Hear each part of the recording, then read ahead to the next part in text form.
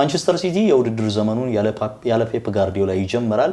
ይሄ በራሱ የውድድር ዘመኑን ሌላኛው አጓጊ ጉዳይ ይሆናል። ሲቲ ያለ ፔፕ ከ10 ዓመታት በኋላ በምን መልኩ ሊጓዝ ይችላል የሚለው ራሱን የቻለ ጥያቄ ነው። ፔፕ ብቻ አይደለም፣ በርናርዶ ሲልቫ ከክለቡ ጋር ተለያይቷል።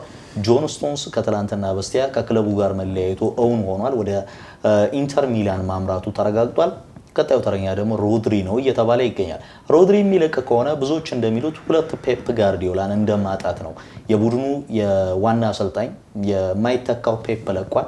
ከዛ ባለፈ ደግሞ የሜዳ ላይ አሰልጣኙን ሮድሪን ያጣል። ቀላል አይደለም የሲቲ ሽግግር። ከማሬስካ ጋርስ እንዴት ይቀጥላሉ የሚለውን እየተመለከትን ቆይታ የምናደርግ ይሆናል። ፕሪሚየር ሊጉ እንግዲህ የተቃረበ ነው። ወደ 3 ሳምንት የሚደርስ ጊዜያቶች ቀርተውታል። ነሐሴ 21 ላይ ይጀመራል። ብዙ አጓጊ ነገሮች እነሱበታል። ለአርሰናል ነገሮች እየተደላደሉ ይመስላሉ ከአብዛኞቹ ቡድኖች የቡድን ግንባታ ጋር በተያያዘ። እንደውም አንድ የተመለከትኩት ቁጥራዊ መረጃ አሁን በቶፕ 6 በተለመዱት ባህላዊ ትራዲሽናል ቶፕ 6 ቡድኖች ውስጥ ካሉ አሰልጣኞች ሚኬል አርቴታን በመከተል ሎንግ ሰርቪንግ ማናጀር ረጅም ጊዜ ቆይታ ያደረገው አሰልጣኝ ማይክል ካሪክ ነው። እና ማይክል ካሪክ ራሱ የተቀጠረው ጥር ወር ላይ ነውና አንድ አመት አልሞላውም። ስለዚህ ሌሎቹ በሙሉ ዲዘርቤ ከዛ ባለፈ ራሱ ኢንዞ ማሬስካ፣ ኢራዮላ፣ ዣቪ አሎንሶ ሁሉም አዲስ ናቸው። አርቴታ ብቻ ነው ለሊጉ ቤተኛ ሆኖ ውድድሩን የሚጀምረው። ለአንዳንዶቹ በተለያየ መንገድ ቤተኛ ናቸው ለውድድር ዘመኑና የሲቲ ግን የተለየ ነው። አዲስ ሽግግር ውስጥ ይገባል። ምን ማለት እንችላለን? አንዳንዴ እንዲህ አይነት ሽግግሮች እኔ በግሌ የፊልም ያክል ያጓጉኛል። እውነት ለመናገር ታስታውስ ከሆነ ባርሴሎና ከፍራንክ ራይካርድ በኋላ ምን ሊገጥመው ይችላል ሲባል ፔፕ ጋርዲዮላ ተከሰተና እንደዛ ዓለምን ጉድ አሰኘ። ከጋርዲዮላ በኋላ ባርሴሎና የተረከቡ አሰልጣኞች ያን ያክል የተቸገሩበት አመት አልነበረም። ጥሩ የሚባሉ ጊዜያትን አሳልፈዋል። ወደ እንግሊዝ ፕሪሚየር ሊግ ከመጣ ደግሞ ከታላቁ አሰልጣኝ ፈርጉሰን በኋላ ማንቸስተር ምን መልክ ይኖረዋል የሚል ውዝግቦች ተነሱ። የተፈራው አልቀረም። አሁን ድረስ እንዳይነሳ ሆኖ ማንቸስተር ዩናይትድ በጣም አስቸጋሪ የሚባሉ የመከራ ጊዜያትን አሳለፈና በተለይ ዴቪድ ሞይስ በኤቨርተን የሰሩትን ቡድን ለተመለከተ ሰው ትክክለኛው የፈርጊ ተተኪ ይሆናሉ ተብለው ብዙ ሀሳብ ተነሳ። ግን እንደምታውቀው በዛ ጊዜ ውስጥ አሰልጣኙ እንዲሰናበቱ ምክንያት ሆነ። ብዙዎቹ ማንሳት ትችላለህ። ያርሰናል እንኳን ምክንያቱም በቬንገርም ዘመን እያለ ቢሆን አርሰናል ከውጤት እየራቀ የመጣበት ዘመን ስለነበረ የትኛውም የውጤት ማጣት ቢፈጠር የማንቸስተርን ያክል ተጋኖ የሚነሳ ላይሆን ይችል ነበር። እንዲያውም ከቬንገር በኋላ ያለው አርሰናል በብዙ አስፈሪ ሆኖ ምንም እንኳን አመታትን ቢፈጅም ጥሩን አርሰናል ተመልክተናል እና የማንቸስተር ሲቲ ግን ነጥሎ የሚታየው ነገር እንደ ፔፕ ጋርዲዮላ አይነት አሰልጣኝ አንድ ብቻውን አሰልጣኝ ያልሆነ ሌሊትም ቀንም ስለ ኳስ የሚያስብ እግር ኳስ የሚያስጨንቀው የሚረብሸው ራሱን በባርሴሎና በሚገባ ለዓለም ያስተዋወቀ ወደ ሙኒክ አምርቶ ከአውሮፓ ቻምፒየንስ ሊግ ውጭ ሁሉንም ማሳካት የቻለ ምንም ዋንጫ አይቶ የማያውቅ ቡድን ምንም እንኳን የፕሪሚየር ሊግ ዋንጫ ቀደም ብሎ በማንሲና በፔሌግሪኒ ቢያሳካም እሱ ከመጣ በኋላ በተከታታይ ዋንጫዎችን ያሳካ አሰልጣኝ ለየትኛውም ቡድን አስፈሪ የሆነ አሰልጣኝ እሱን አተህ ይሄንን መንበር የሚረከበው አሰልጣኝ ማን ነው ሲባል ኢንዞ ማሬስካ ሆኖ ተገኙ። እንግዲህ ምናልባት በአንድ በኩል እንደድል በአንድ በኩል ደግሞ እንዳለመታደል ላይ ይችላል ሆነ። ምክንያቱም የለቀቀው ፔፕ ጋርዲዮላ ነው። የለቀቀው ለአመታት በሲቲ ግንባታ ውስጥ ብቻ ሳይሆን በስኬት ውስጥ ወደ 17 አካባቢ ዋንጫዎችን ያሳካ አሰልጣኝ ነው እና እኔ አሁን የኢንዞ ማሬስካ ጉዳይ በሁለት መልኩ የሚያየው ሰው አንዱ የለቀቀው ጋርዲዮላ ነው። ሁለት እሱን ተከትለው የሚለቁት ድንቅ ተጫዋቾች ጭምር ናቸውና ኢንዞ ማሬስካ ደግሞ በጨዋታና ባጨዋት ፍልስፍና በኩል ከፔፕ ጋርዲዮላ ያን ያክል የተለየ ነገር ባይኖራቸውም ግን ኢንዞ ማሬስካ ማን ነው የሚለው ለማየት እኔ ጊዜው ምልህ በደንብ የተመለከተው አሰልጣኝ አይደለም። በቼልሲ የተሰጠውን ጊዜ አይተናል። ከዛ በኋላ በረዳትነት የተወሰነ ጊዜ አሰልጥኖ አይተናል። ታዳጊዎች ላይ የሰራ አሰልጣኝ እንደሆነ እናውቃለንና ይሄ ሰው ምን ፈተና ይገጥመዋል ካልከኝ እኔ ቀላል የሚባል ፈተና የሚገጥመው ከፔፕ ጋርዲዮላ በኋላ ማንቸስተር ሲቲ በብዙ የሚፈተን ይመስለኛል። የመጀመሪያው ምክንያት ፔፕ ጋርዲዮላም እያለ ቡድኑ ወደ መንኮታኮት መውረድ የጀመረበት ዘመን ነው። ለምሳሌ በአሰልጣኝ ፔፕ ጋርዲዮላ አሰልጣኝነት ዘመን 2 ተከታታይ ዓመት የሊግ ዋንጫ አያውቅም የፔፕ ጋርዲዮላ ስብስብ። እሱን አይኑ ያየ ተመልክተናል። በአሰልጣኝ ሚኬል አርቴታ ምክንያት ለ2 ተከታታይ ዓመታት ፔፕ ጋርዲዮላ ዋንጫውን አጥቶታል። ስለዚህ ኢንዞ ማሬስካ የሚረከቡት ቡድን ይሄንን ቡድን ነው። ቀደም ብለን ተነሳ እንደነበረው ወሳኝ ባሉ ተጫዋቾችን ለማጣት ተቃርበዋል። ጆን ስቶንስ ያለቀ ጉዳይ ነው። በርናርዶ ሲልቫ እንደዛው ያለቀ ጉዳይ ነው። ሮድሪ የሚባል ሌላው ጋርዲዮላ እንዳነሳው እሱን የሚያጣ ከሆነ ማንቸስተር ሲቲ የኢንዞ ማሬስካ ፈተና ቀላል ይሆናል ብዬ አላስብም። ሌላው ፈተና ደግሞ ለአመታት ዋንጫውን ያጣው አርሰናል ከዛ ቅዠት ወጥቷልና ዋንጫውን ያሳካበት አመት ላይ ነው የምትገኘውና እንደ ባለፈው አመት የሚቸገር ላይሆን የሚችልበት እድል ሰፊ ነው። ምክንያቱም አሰልጣኝ ፔፕ ጋርዲዮላ ለቀዋል። ፔፕ ያለም ያን ዋንጫ ማሳካት እንደሚችል በሚገባ ተጫዋቾቹ አምነው ያናርገዋል። አሁን አሰልጣኝ ተቀይሯል፣ ተጫዋቾች ለቀዋል።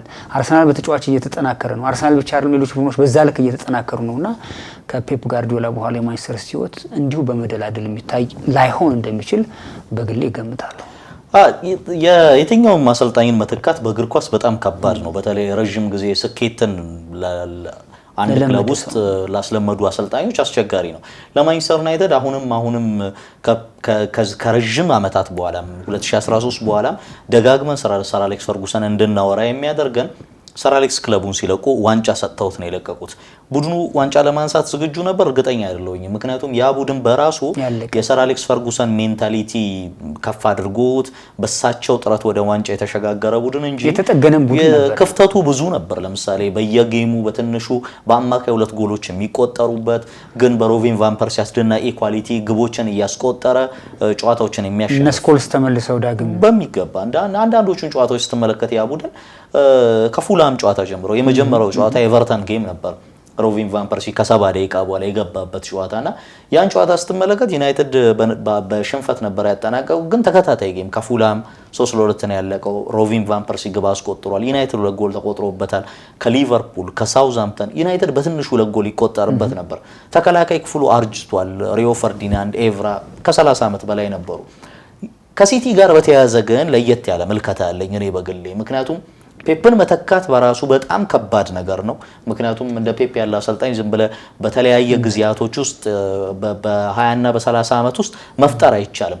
ለሐሳቦች አዳዲስ ሐሳብ የሚያመጣ ለምሳሌ የመጀመሪያው አንድን 9 ቁጥርን ትቶ ታርጌት ማንም መንላቸውን 9 ቁጥር ትቶ በሐሰተኛ 9 ቁጥር መጫወትን ያስለመደ ስፔን በዛ ሂደት ውስጥ ዋንጫዎችን እንድታሸንፍ መንገድ የከፈተ ፉልባኮቹ የበለጠ ወደ ላይኛው ሜዳ ተጠግተው ግብ እንዲያስቆጥሩ ወይም የግብ ዕድሎች እንዲፈጥሩ ጫና ማሳደር የጀመረ የሆነ ሞመንት ላይ ደግሞ 4 ሴንተር ባኮችን የሚጠቀም አሰልጣኝ ሆኖ ተመለከተው ነበር። ለምሳሌ ያንን የሶስትዮሽ ዋንጫ ያሳኩበት አመት ላይ 4 ሴንተር ባኮችን ይጠቀም ነበር። 2 ሴንተር ባኮች እንደ ፉል ባክ ይሆናሉ፣ ግን ዋነኛ የእግር ኳስ ህይወታቸውን ሲጀምሩ ፉል ባክ አልነበሩም። በሜክሺፍት ሚና እንደዛ ሲያጫውታቸው ተመልክተናል። ሚኬል አርቴታ እሱን ነገር እሱ ለመተግበር ሲሞክር በሚገባ እየተተገበረው ነው። አብዛኞቹ የዓለማችን አሰልጣኞች ወደዛ ሄደዋል። ፔፕ የሆነ ነገር ይጀምራል፣ ሌሎች አሰልጣኞች ያንን ለመውሰድ ጥረት ሲያደርጉ ነው የምንመለከተው። አንድ ደካማ ጎኑ ካየን እኔ በአሰልጣኝነት ህይወቱ የካውንተር አታክ ቡድኖችን የሚቆጣጠር ቡድን መስራት አይችልም። ፔፕ ትልቁ ከባዱ የህይወቱ ችግር ብዬ የማስበው ለመልሶ ማጥቃት ተዘጋጅተው ከሚመጡ ቡድኖች ጋር ብዙ ጊዜ ይፈተናል። በፔስ ከሚጮቱ ቡድኖች ጋር ሲፈተን ተመልክተናል። ግን ኳሱን ተቆጣጥሮ ለመጫወት ዝግጁ የሆነ 90 ደቂቃ ዶሚኔት ለማድረግ የማይታከት ውብ እግር ኳስን የማሳየት ችግር እንደሌለበት በተደጋጋሚ አይተናልና የሲቲ ችግር መጀመሪያ የሚጀምረው ፔፕን ማጣት ነው። አንዳንድ ጊዜ ሮድሪን ቢያጣ ፔፕ ሌላ ሮድሪ ይሰራልኛል ብለህ ትጠብቃለህ። ለዛም ነው አንድ ጽሁፍ ላይ ተመለከትኩኝ ኢንዞ ማሬስካ የመጀመሪያው ስራቸው ደጋፊውን ማሳመን፣ ልክ አርነ ስሎት ዋንጫም አንስተው በሊቨርፑል ደጋፊዎች እምነት አልተጣለባቸውም። በቀጣዩ አመት ከክለቡ ሲለቁ ተመልክተናል። ደጋፊውን ልብ ማሸነፍ አንደኛው ጉዳይ ነው። ሁለተኛው ግን ሮድሪም እያለ የአማካይ ክፍሉን ሪሼፕ ማድረግ ይጠበቅባቸዋል። ያለፉት 2 አመታት ሲቲ አንድ በሮድሪ የጉዳት ታሪክ ከዛ ባለፈ ወደ ሜዳ ሲመጣ ወደ ቀደመው አቋሙ ለመመለስ መቸገሩ ሲቲ በተሻለው ወይም ደግሞ በተሻለ ማንነቱ እንዳይጮት አድርጎታል። እንደውም ይሄ ችግር ኋላ ላይ ያየንበት ምንድነው ሲቲ የትራንዚሽን ቡድን ሆነ። በፔፕ ስር አይተነው አናውቅም። አሁንም ኳስ መያዝን የሚወድ ቡድን ነበርና ፈርስት ሃፍ ኦፍ ዘ ሲዝን ባለፈው አመት ስንመለከተ የነበረው የፔፕ ቡድን ሞር በመልሶ ማጥቃቶች፣ በትራንዚሽኖች፣ በሽግግሮች ማጥቃትን የሚመርጥ ቡድን ሆኖ ስንመለከተው ነበርና ለኔ ትልቁ ጥያቄ በፔፕና በማሬስካ መካከል ግዙፍ ያስተሳሰብ ልዩነት አለ። ያንን አስተሳሰብ ግን አሁን ባለው ስኳድ ራሱ ማሬስካ እንዴት ማድረቅ ይችላል የሚለው ነው። ተተኪ ለማድረግ የሞከሩት የአማካይ ክፍላቸው ላይ ለውጥ ለማድረግ ሞክረዋል። አንደኛው ኤሊዮት አንደርሰን ነው። 116 ሚሊዮን ፓውንድ ነው ያወጡበት። ሳምሊ የሚባል የማንቸስተር ሲቲ ጉዳይን የሚጽፍ የዘ አትሌቲክ ዘጋቢ ያለና አንድ ሀሳብ አንስቶ ነበር። በእግር ኳስ ህይወቴ ባለፉት 20 ዓመታት እግር ኳስን ስመለከት ካየዋቸው ኦል ራውንድ የሆኑ ሚድፊልደሮች መካከል አማካዮች መካከል አንደኛው ኤሊዮት አንደርሰን ነው ብሎታልና ውዳሴው ይገባዋል። በሂደት እንመለከተዋለን። ግን ኖቲንጋም ፎረስት ላይ ያሳየን አንድ ነገር አለ። ከኳስ ጋር የኖቲንጋም ብዙ የግብ ዕድሎችን የፈጠረው ተጫዋች ሆኖ ተመልክተናል። ብዙ ኢንተርሴፕት የሚያደርገው፣ ብዙ ታክል የሚያደርገው፣ ብዙ ኪሎ ሜትር የሚሸፍነው ተጫዋች ነበር። አሰልጣኝ ኢንዞ ማሬስካ ኳስን ይዘው ለመጫወት ለሚሞክሩት መንገድ ግን ምናልባት ሌላ ተጨማሪ 6 ቁጥር ሮድሪ የሚለቅ ከሆነ መልቀቁ አይቀርም። ሌላ ተጨማሪ አማካይ ከኳስ ጋር በጣም የላቀ ደግሞ ተጫዋች የሚያስፈልጋቸው ይመስላልና ከዝውውር እንቅስቃሴያቸው ጋር በተያያዘ በቂ ነው ብለህ ታስባለህ? እስኪ እንመልከተው። እሱ ነው እኔ እንዳልኩ ነው። ለምሳሌ ፔፕን አሪፍ ስላነሳው ብዬ ነው። ፔፕ በብዙ መልኩ የጨዋታ መንገዱን እየቀየረ ራሱን እያሳደገ የመጣ አሰልጣኝ ነው። ለምሳሌ ባርሴሎና እያለ በጣም አሰልች የሚባል ፕሮሰስ የሚያደርግ ቡድን ከኳስ ጋር ብዙ ጊዜ የሚያሳልፍ እርግጥ ነው ስኬታማ ዓመታትን አሳልፈዋል። ከዛ በኋላ ማንቸስተር ሲቲ የሙኒክ እንትን ወደ ሲቲ ከመጣ በኋላ እንዳልከው ሞር ዳይሬክት ወደ መሆን ከኳሱ ጋር ብዙ ጊዜ ያለማባከን ነገሮችን ተመልክተናል። እሱ ብቻም አይደለም በሐሰተኛ አጥቂ የሚጫወት የነበረ በአሳለፈባቸው ክለቦች ዓመታት በርካታ ግቦችን የሚያስቆጥር ግን በአስገዳጅ ሁኔታ ሃላንድ የሚባል አንድ ግዙፍ ወደሆነ ነገሮች መጨረስ ወደሚችል አሰልጣኝ እኔ ፈልጎት አይመስለኝም። አንዳንዱ ነገር ለምሳሌ አሁን ፔፕ ጋርዲዮላ በዘመኑ እርግጥ ነው አጉዌሮ የሚባል እንደዛ ገዳይ የሆነ አጥቂ የነበረው ስብስብ ነው ሲቲን ሲራከብ። ግን ደግሞ እሱን ካጣ በኋላ ያገኘው ሃላንድ የጨዋታ መንገዱን ቶታሊ ሽፍት ያደረገ ተጫዋች ሆኖ አግኝተነዋል። እና እርግጥ ነው ኢንዞ ማሬስካ ይሄ አጥቂ ያላቸው አሁንም ግን እኔ ስጋቴ ቅድም ስታነሳ እንደነበረው በየትኛውም የቡድን ግንባታ ሂደት ውስጥ አንድ ጋርዲዮላ የሚባል ንጉስ የሆነን ሰው መንበር ስትረከብ ያለ የጨዋታ መንገድ ብቻ በቂ አይሆንም የሚል እምነት አለኝ። ዝውውሮቹን በተመለከተ እኔ ሮድሪን ካጣ ነገር የእውነት ከሆነ ሮድሪን ካጣ በእርግጠኝነት የሆነ ተጫዋች ያስፈልገዋል። የሚመጣው ተጫዋች ሮድሪን ተካል አይተካም ሌላ ጉዳይ ነው። ማለት ይተካል የሚል እምነት የለኝም በአጭር ጊዜ አሁን ባለው ሁኔታ። የአንደርሰን ኢሊዮትን ጉዳይ ካነሳን እኔ አንደርሰን ኢሊዮት በትልቅ ቡድን መፈተን አለበት። ትክክል ነው። በአጭር ጊዜ በ2 ዓመታት የኖቲንግሃም ፎረስት ቆይታው ማድረግ የሚችለውን ሁሉ አድርጎ አሳይቶናል። በዓለም ዋንጫ ከዴክላን ራይስ ጋር በዚህ ዓለም ዋንጫ ሙሉ ጌሞች ላይ በሚገባ ተመልክተነዋል። ግን እንደ ሲቲ አይነት ቡድን ውስጥ ሲገባ በሚገባ ኢንዞ ማሬስካ በቼልሲ ያሳዩንን ነገር ይተገብርላቸዋል የሚለው ጉዳይ ደግሞ ገና ጥያቄ የሚነሳበት ጉዳይ ይመስለኛል። እኔ ከዛ ባሻገር ምናልባት ስለ አማካይ ያወራን እንጂ ዳኒ የማንቸስተር ሲቲ የተከላካይ ክፍል በጣም በርካታ ጥያቄዎች የሚነሱበት ይመስለኛል። የመጀመሪያው ጉዳይ ስቶንስ በጣም ልምድ ያለው ተጫዋች ነው። እሱን አጥተዋል። ግቫርዲዮል ከጉዳት ነው የሚመለሰው። ናታናኬ ከዚህ ክለብ ጋር ተለያይቷል። ምንም እንኳን ባለፉት ዓመታት እንደ ባካፕ ሆኖ እያገለገለ ቢገኝም ማርክ ጌሄ በቅርብ የመጣ ተጫዋች ነው። ስታብሊሽ ያደረገ ተጫዋች እንደሆነ ይሰማኛል። ሩበን ዲያዝ ሲመጣ የነበረው ሩበን ዲያዝ ነው የሚል እምነት በግሌ የለኝም እና ቡድን ውስጥ የሆነ ሳቹሬት የማድረግ የመሰላቸት ያን የፔፕ ጋርዲዮላ መነሳሳት የማጣት ነገሮች እመለከታለሁ በግሌ። ሲቲ ካስታወስክ በየትኛውም ዓመት ምርጥ የነበሩ ተጫዋቾችን ለማስቀመጥ ፔፕ ጋርዲዮላ የሚያመነታ ሰው አይደለም። ትገረምበታለህ እና ጆን ስቶንስ ምርጥ በነበረበት ሰዓት ላፖርትን ያሰልፈው ነው አይደል? ላፖርት ምርጥ በነበረበት ሰዓት ትደነግጣለህ። ጆን ስቶንስን ቆም ያደርጋል። ይሄ ሰውዬ ምን አስበው ነው ስላለ ግን የትኛውም ጫና የማይነሳበት ፔፕ ጋርዲዮላ ቅያሬን በተመለከተ የሚጓዘው ከውጤት ጋር ነው። አሰልጣኞች የሚቸገሩበት አንዱ ጉዳይ እሱ ነው። ለየትኛውም ውጤት ማጣት ኃላፊነት የምትወስድ ከሆነ ለምቀይረው ተጫዋች ማንም ጥያቄ ያነሳብን። ይሄን ፔፕ ጋርዲዮላ በሚገባ አሳይቶናልና ኢንዞ ማሬስካ የሚረከቡት ቡድኑን ብቻ አይደለም እንዳልከው የፔፕ ጋርዲዮላን የጨዋታ መንገድ ደጋፊውን የማሳመን በሂደት ወደ ውጤት መምጣት እንደው ዋንጫ እንኳን ማግኘት ባይችሉ በመጀመሪያው ዓመት የሆነ ማሳየት ያለባቸው ነገር እንዳለ ይሰማኛል። ከዛ ውጭ ከፔፕ ጋርዲዮላ በኋላ የማንቸስተር ሲቲ ቦርድ አሰልጣኝ ታጋሽ ነው ወይስ ታጋሽ አይደለም የሚለውን ጉዳይ እኔ መልስ የምናገኝ ይመስለኛል። እርግጥ ነው እንደ ፔፕ ጋርዲዮላ ያለ አሰልጣኝ የትኛውም ዓመት ውጤት ቢያጣ እኔ ሲቲ አሰልጣኙን የማሰናበት ሞራል አለው ብዬ አላስብም። 2-3 ዓመትም ቢቆይ ግን እስኪ ከጋርዲዮላ በኋላ የመጡ አሰልጣኞችን የሲቲ ቦርድ በምን ያክል ደረጃ ይታገሳቸዋል ጊዜ ይስጣቸዋል የሚለውን ጉዳይ በእርግጠኝነት በኢንዞ ማሬስካ እንመለከታለን። በመጀመሪያው ዓመት ዋንጫ ያሰካሉ የሚል እምነት ስለሌለኝ በግሌ እሱን ያደርጉታል የሚል እምነት ስለሌለኝ እና ዝውውሩን በተመለከተ ማንቸስተር ሲቲ ያለበት ክፍተት ኖት ኦንሊ አማካይ ክፍል ተጫዋች ሮድሪን ቢያጣ እንኳን የተከላካይ ክፍሉ መጠገም ብቻ ሳይሆን መሰረታዊ ለውጥ የሚፈልግ ይመስለኛል። የፊት መስመሩ እንኳን ፊል ፎደን ውሉን አራዝሟል። ቸርኪ ገና 1 ዓመቱ ነው የሆነው። ከዛ ውጭ ሃላንድ ሴሜኒዮ አላቸውና እኔ እኩል ኮቫቺች አሁን እንዳለ የሚቆጠር ተጫዋች አይደለም እንደምታውቀው የሚለቅበት እድል አለና የማንቸስተር ሲቲ ዝውውሮች በተከላካይና በአማካይ ላይ ያጠነጠነ እንደሚሆን አስባለሁ። ግብ ጠባቂ እንኳን ዶናሩማ ጥሩ መሆኑን አሳይቶናል። በተለይ የ1-1 ግንኙነቶችን ማሸነፍ ላይ ጥሩ መሆኑ ምናልባት ኢንዞ ማሬስካ የጨዋታ መንገዳቸውን በተወሰነ መልኩ ሊያሻሽልላቸው ከቻለ የዶናሩማ የ1-1 ግንኙነት ላይ የተሳካ ግብ ጠባቂ መሆኑ ምናልባት የሆነ መንገድ ሽፍት ሊያደርጉ ይችላሉ የሚል እምነት አለኝ። ግን ዝውውሩን በተመለከተ ግን የሆነ ዝውውር እንመለከታለን። በተለይ ሮድሪ ከለቀቀ ባይለቅም የተከላካይ ክፍሉ ላይ ማንቸስተር ሲቲ ጋር የሆነ ዝውውር እንደምንመለከት አስባለሁ። የአዩብ በዋዲን ዝውውር ለመጨረስ እየሰሩ ነው የሚገኙት ከሊል ልዩነቶቻቸው ግን እሱ ልጅ ከዓለም ዋንጫው ከመጀመሪያው ጨዋታ በኋላ ብዙ ሰዎች ጥያቄ ያነሳሉ። ኤል አይናዊ የተሻለ ነው ከጎኑ የሚጫወተው የሚል ፖይንት ያነሳሉ። አይናዊ ጥሩ ጊዜን አሳልፏል በሮማ በተለይ ጋስፔሪኒ ክለቡን ከተረከቡ በኋላ ጥሩ አማካይ ስለመሆኑ አይተናል። ግን ኮምፕሊመንት በመደራረግ ለምሳሌ እንደ ኤሊዮት አንደርሰን በብቸኝነት 6 ቁጥር ይሆናል የሚል እምነት የለኝም። ለኔ በጣም ቶፕ ተጫዋች ነው። የገበያው ዋጋ ልጁ ላይ ጫና እንዳያሳድርበት እሰጋለሁ። ከዛ ውጪ ግን ብዙ ነገሮችን ለሲቲ መስጠት ይችላል። በአማካይ ክፍል ላይ ቢያንስ የማይታክቱ እግሮች አሉት። ለ90 ደቂቃ መታተር የሚችል እግሮች አሉት። ከኳስ ጋር ብዙ አሁንም አንድ ያነሳው ነገር ነበረ ስለ ያጫወት መንገዱ ሲጠየቅ ኳሱን ለመጠየቅ የማይፈራ ተጫዋች ስለመሆኑ ሲያነሳ ነበርና አዩብ በዋዲ ምክንያቱም ማሬስካ እንዳሳዩን ከሆነ በቸልሲም ሊሞክሩት የነበረው 2 አማካዮችን ለመጠቀም ይሞክራሉ። አንዱ የበለጠ ታታሪ፣ አንደኛው ሞር ኮንትሮልድ የሆነ አማካይ እንዲኖራቸው ይፈልጋሉ። ካይሴዶ እና ኢንዞ ፈርናንዴዝ ላይ እሱም ሞክረዋል። የቸልሲ ቡድናቸው መጨረሻ ላይ ከክለቡ አመራሮች ጋር በገቡት ሰጣ ገባ ከክለቡ ለመልቀቅ ወሰኑ እንጂ መጥፎ ነበር ብዬ አላስብም። አንደኛ በመጡበት አመት ቡድኑ ወደ አውሮፓ ቻምፒየንስ ሊግ መልሰውታል። ኮንፈረንስ ሊግን አሸንፈዋል። ቶፕ 4 ውስጥ የጨረሰ ነበር። የዓለም ክለቦች ዋንጫን ሄዶ ማሸነፍ የቻለ ቡድን ነበር። ፓሪስ ሴን ጀርማን ያሸነፉበት መንገድ ታክቲካሊ ሰውየው ጂኒየስ ስለመሆናቸው ጥቆማ ይሰጣን ነው።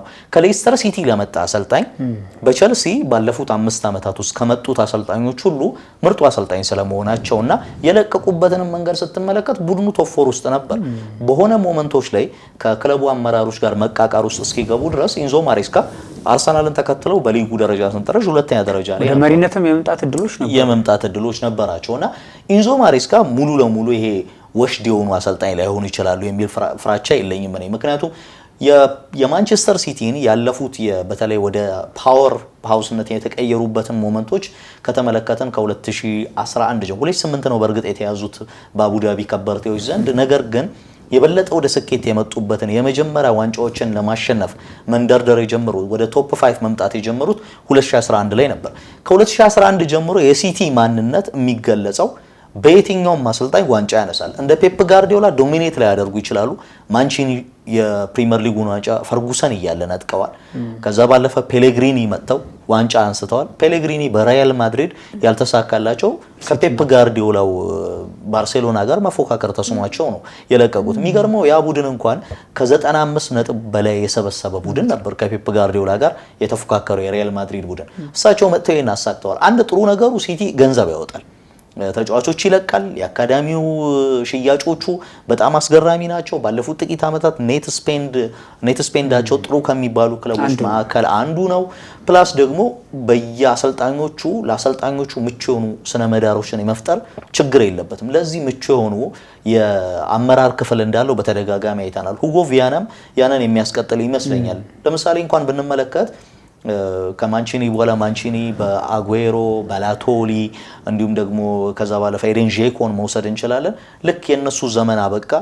ቀጣይ የመጡት አሰልጣኝ ፔሌግሪኒ ናቸው። ሲቲ እነዚህ አጥቂ መስመር ተሰላፊ ላይ ማሪዮ ባላቶሊን ብቻ ነው የለቀቀው። ግን እንደ ስቴቫን ዮቬቲች፣ ኔግሬዶን የመሳሰሉ ተጫዋቾችን ጨምሮ የበለጠ ስኬትን ማምጣት ችሏል። ፕሪሚየር ሊግን አሸንፏል። በውስጥ ውድድሮች ላይ ስኬታማ ነበር። ከፔፕ ይጠብቁት የነበረው ከፕሪሚየር ሊግ ዶሚናንሲ ባለፈ በአውሮፓ ውድድር ላይ ያንን ያጡትን ስኬት ነበርና የሲቲ የአመራር ስነ ምህዳር በራሱ የተረጋጋ መሆኑ ለሚመጡት አሰልጣኞች ምቹ ይሆንላቸዋል የሚል እምነት አለኝ። ወዲያው ውጤት እንዲያመጡ ላይጠበቅባቸው ይችላል። ነገር ግን ከስኳድ ሪቢውልድ ጋር በተያያዘ በቂ ስራ እየሰራ ያለ ቡድን አይመስልም። አብዛኞቹ ቡድኖች ከሲቲ በጣም የተለየ ስኳድ ኖሯቸው ሳይሆን ግን ኢንዞ ማሬስካ ለሚፈልጉት እሳቤ ምቹ የሆነ ቡድን እየገነባ ያለ አይመስለኝም። ምናልባት የሮድሪ ዝውውር ከተጠናቀቀ አዩብ በዋዲን ከኤሌት አንደርሰን ጋር ሊያጣምሩ ይችላሉ። ግን እነ ኒኮ ጎንዛሌዝ እዚሁ አሉ፣ ፎደን አለ፣ ኦማር ማርሙሽ አለ፣ ሳቪኖ ሊለቅ ይችላል። ማርሙሽም የሚለቅበት እድል አለና አንዳንድ ኢንተግሬት ያልተደረጉ ተጫዋቾች አሉና እኔም ለሲቲ በጥቂቱ ፈራለሁ። ግን ኢንዞ ማሬስካ ጊዜ የሚፈልጉ አሰልጣኝ ናቸው።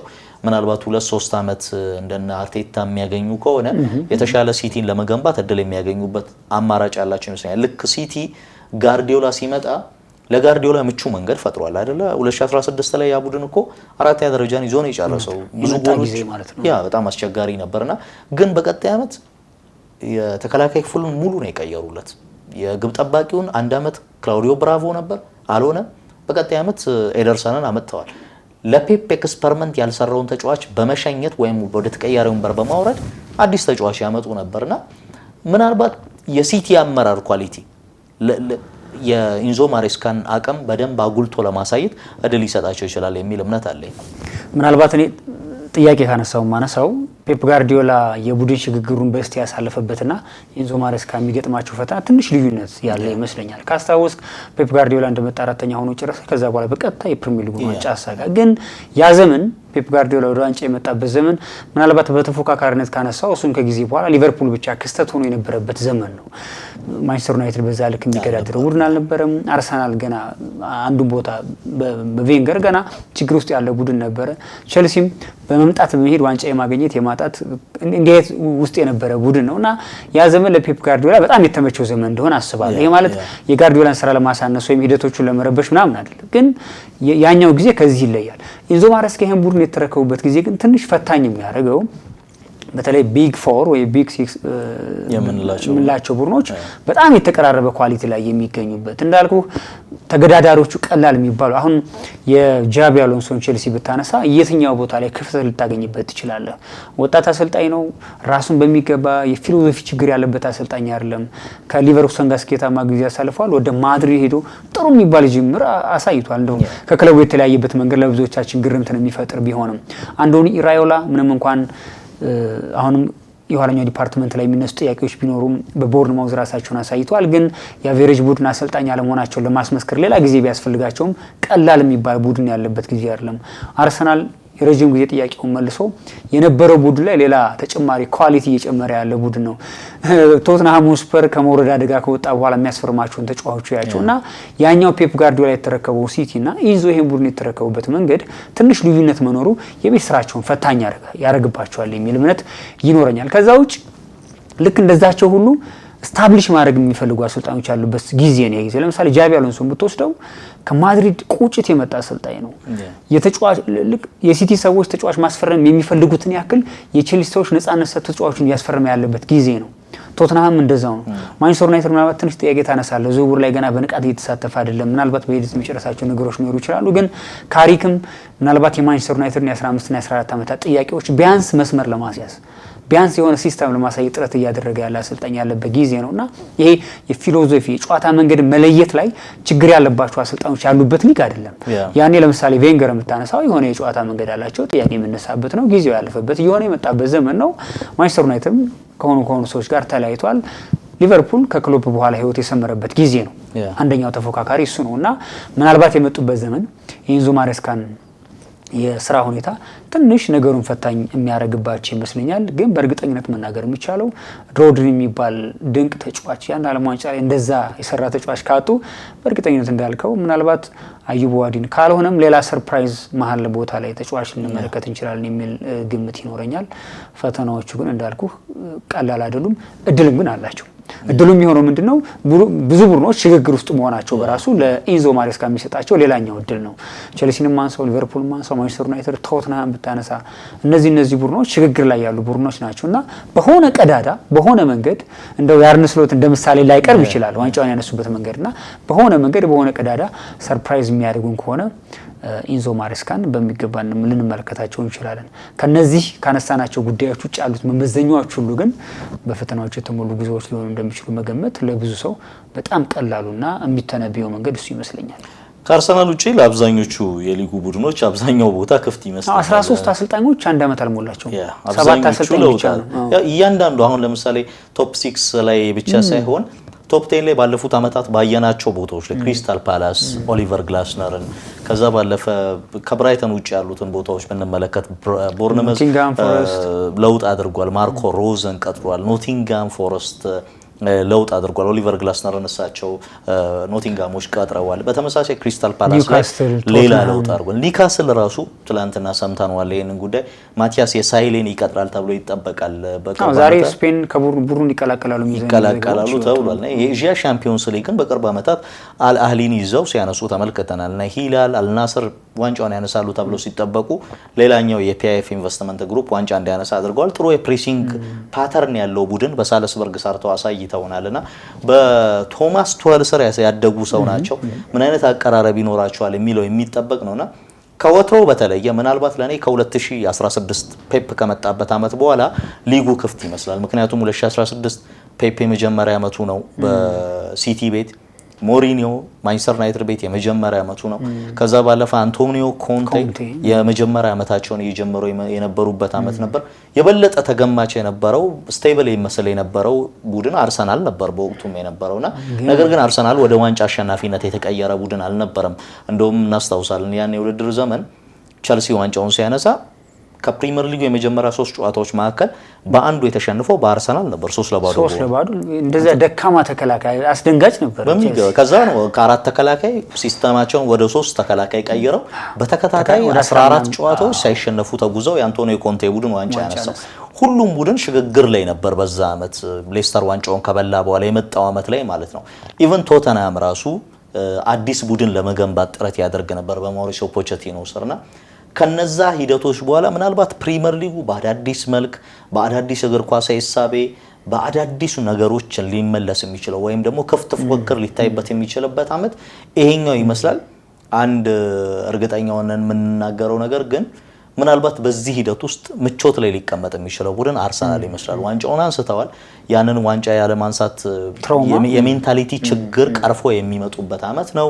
አንዳንድ ትልልቅ ዝውውሮችን የመፈጸም ፍላጎት አለው። ቡድኑ አምቢሽኑን ለማሳየት የሞከረ ነው። ከፕሪሚየር ሊጉ ባለፈ በአውሮፓ ውድድሮች ላይ ስኬታማ ለመሆን ህልም ያለው ቡድን ስለመሆኑ በቪኒ በአልቫሬዝ ላይ በሚነሱ ስሞች መናገር ይቻላል። ምናልባት የቪኒ ዝውውር ካልተሳካ እንደ ባርኮላ ባሉ ዝውውር ላይ ጣልቃ ለመግባት የሚያስብ ቡድን ነው። የብሩኖ ጊማሬሽን ዝውውር ለመጨረስ ከጫፍ እየደረሰ ያለ ቡድን ነውና በዚህ ሂደት ውስጥ አንዳንድ ቦታዎች ላይ ይሄ ምንድነው ስታንዳርዱን ከፍ ለማድረግ ካልሆነ በስተቀር አርሰናል ቀዳዳ ስላለበት አይደለም ወደ ገበያው የሚወጣው። የበለጠ ስታንዳርዱን ከፍ የማድረግ ፍላጎት ይዞ ነው የሚወጣው። ለሌሎቹ ቡድኖች ግን ስቴብል የመሆን ወይም ደግሞ ለአንድ የውድድር ዘመን ይሄ ምንድነው የመተዋወቅ የተሻለ የቡድን ስነ ምህዳር የመፍጠር ስራዎች የሚጠብቃቸው ይመስላልና ከጫና ነፃ ሆኖ የውድድር ዘመኑን ለመጀመር የአርሰናል ስብስብ እንዲሁም ሚኬል አርቴታ የተሻለ እድል ያላቸው ይመስላል። ሚኬል አርቴታ እንደውም ከትላንት በስቲያ ረዘም ያለ ኢንተርቪው አድርጎ ነበርና ሌላ ሆነን እንመጣለን የሚል ትንሽ ጠንከር ያለ መልእክት አስተላልፈዋልና የሆነ ነገር ማሳደግ እንፈልጋለንና አመቱን በሆነ ነገር ማሳለፍ እንፈልጋለን ብለዋል። ለዛ የሚሆን ነገር ስሙ ዝውውሮች ተፈጸሙ አልተፈጸሙም የሆነ ስቴትመንት ነገር እያየን ነውና ከአርሰናል ጋር ብዙ ያልተለመደ የክለቡም ኃላፊዎች ያለ ማድረግ ፍላጎት ያላቸው የሚመስል ነገር እየተመለከተ ነው እንዳልከውና ባለፉት አመታት ከሆነ ከቸልሲ ማንጣት ከዛም መውሰድ አይነት ነገሮች ነበሩ። አሁን ግን የሆነ የመገዳደር ነገሮችን አርሰናል ቤት እየተመለከተ ነው። ይሄ ደግሞ የሆነ ዘለግ ያለ አምቢሽን ያለው ይመስላል ክለቡ። ይሄ በነገራችን ላይ እንዲሁ የሚነሳ ነገር አይመስለኝም። ተፎካካሪዎች ላይ የምታሳድረው ተጽዕኖ ቀላል የሚባል አይደለም። ተጫዋቾቹ መጡም አልመጡምና በየትኛውም ጊዜ ለሚፈጠር ጉድለትና ክፍተት አርሰናል መልስ መስጠት እንደሚችል በሚገባ እያሳየ የመጣ ይመስለኛል። ይሄ ግን ወደ መሬት ወርዶ በሚገባ ከተመለከት ነው እንዳልከው ትንሽ የተረጋጋ ቡድን የሚመስለው አርሰናል ይመስለኛል። ደም ጧት እያየነው ነው። ሊቨርፑል ለምሳሌ መጀመሪያ 6 ጨዋታዎቹን ከሚያደርገው ከአዳዲስ አሰልጣኞች ጋር 6 አዳዲስ አሰልጣኞች አይገርምም? ይሄ ማለት በጣም እኮ በአመቱ ውስጥ ሲኒየር አሰልጣኞችን አሰልጣኙ የሚያገኙት ይራላ 6 አሰልጣኞችን 7 አሰልጣኞች ነው የሚያገኙትና ቢግ ሲክስ ውስጥ እንደውም የተወሰኑት ብቻ ናቸው የሚኖሩትና እነዚህን እድሎች መጠቀም ከተቻለ የሆነ ቡድን ሾልኮ ሊወጣ ይችላል። ለለቱ ግን የማንቸስተር ሲቲን ጉዳይ ያነሳን ግን ኢንዞ ማሬስካ የተቀመጡበት ወንበር ለኔ ቀላል የሚባል አይመስለኝም። ለምሳሌ በንጽጽር ካስቀመጥ ነው ቸልሲ ቤት ከተቀመጡበት ወንበርና እዚህኛው ጋር ካየው ፍጹም የሚገናኝ አይደለም። እዛ እንኳን ሆነው ምንም እንኳን የክለቡ ሰዎች ቢረብሿቸውም ቀላል የሚባል ፈተና አልነበረባቸውም። ተጫዋቾች የፈረሙበት የዋጋ መጠን በራሱ ምን ያክል ፈታኝ እንደነበረባቸው ተመልክተናል አይደለ?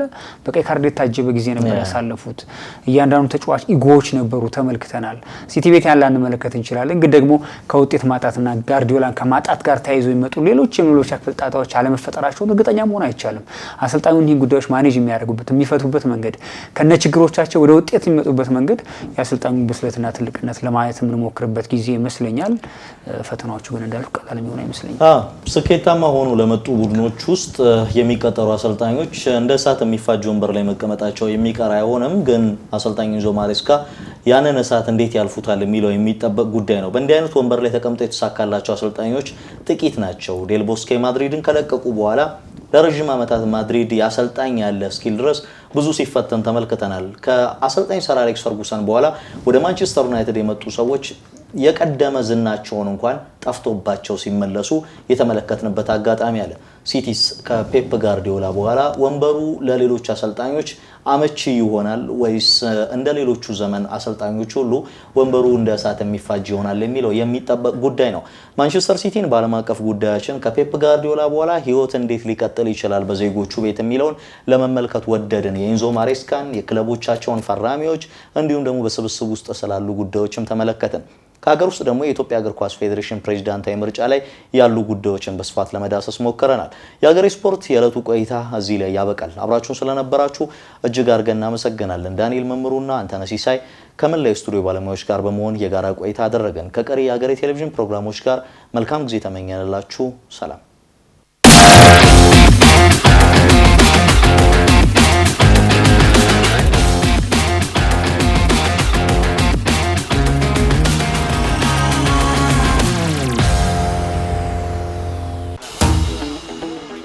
የዓለም አትሌቲክስ አይኖች ሁሉ ወደ አሜሪካ ኦሪገን ያቀናሉ። የነገዎቹን የዓለም አትሌቲክስ ገዢዎች የሚለዩበት ታላቅ መድረክ ተዘጋጅቷል። የዓለም ከ20 ዓመት በታች ሻምፒዮና። አዲሱ የጀግኖች ትውልድ በአረንጓዴ ቢጫ ቀይ ሰንደቅ ስር አዲስ ታሪክ ለመጻፍ ሜዳውን ሊቆጣጠሩት ዝግጁ ናቸው። ኩራት፣ እልህና ፍጹም ፍልሚያ በቀጥታ ከኦሪገን። ይህንን ታላቅ የዓለም ከ20 ዓመት በታች የአትሌቲክስ ሻምፒዮና ሀገሬ ቲቪ ወደ ቤቶ በነፃ ይዞ ይመጣል። ከሐምሌ 29 እስከ ነሐሴ 3 2018 ዓ.ም የወደፊቱን የድል ታሪክ በቀጥታ ስርጭት ይከታተሉ። ሀገሬ ቲቪ ሩጫው እዚህ ነው።